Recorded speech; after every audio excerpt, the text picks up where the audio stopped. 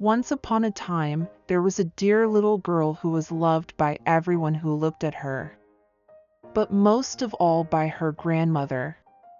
There was nothing she wouldn't give to the child. One day, she gave her a little cap of red velvet, which suited her so well that she never wore anything else. So everyone called her Little Red Riding Hood. One day, her mother said, "Come, Little Red Riding Hood. Here is a piece of cake and a bottle of wine. Take them to your grandmother, she is ill and weak, and these will do her good. Go before it gets hot. Walk nicely and quietly, and do not stray from the path. If you fall, the bottle might break and your grandmother will get nothing. And don't forget to say good morning when you arrive. And don't go snooping around." "I will take great care," said Little Red Riding Hood. And she gave her mother her word. Her grandmother lived in the woods, half a league from the village. As Little Red Riding Hood entered the forest, she met a wolf.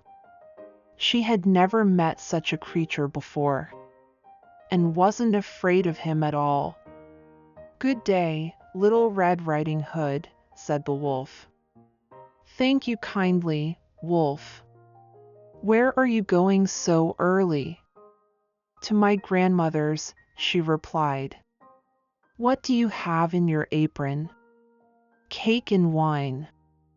It was baking day yesterday, and my poor, sick grandmother is to have something good to help her feel better."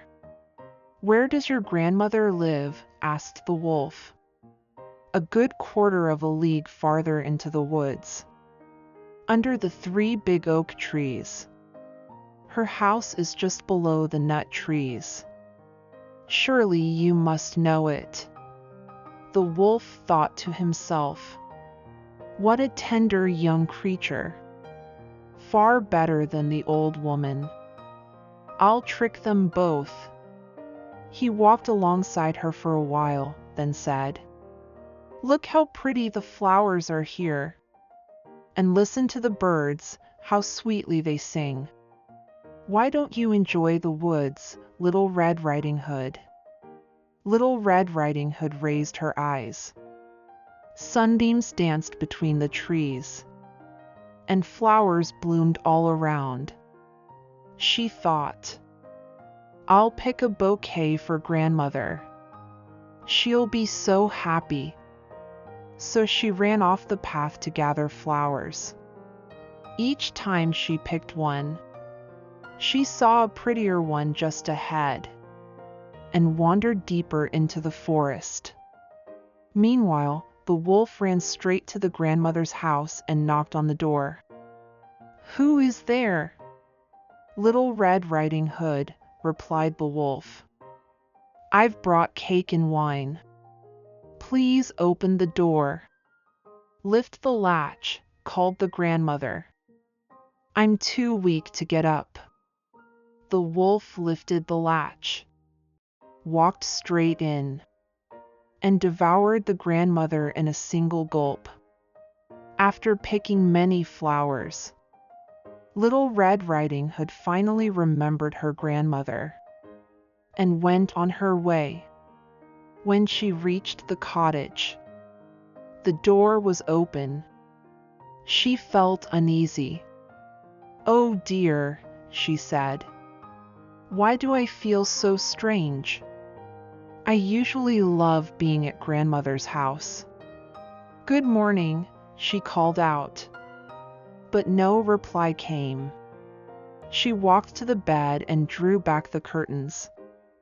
There lay her grandmother, cap pulled low, looking very odd. "Oh, grandmother, what big ears you have! The better to hear you with, my child." "But grandmother, what big eyes you have!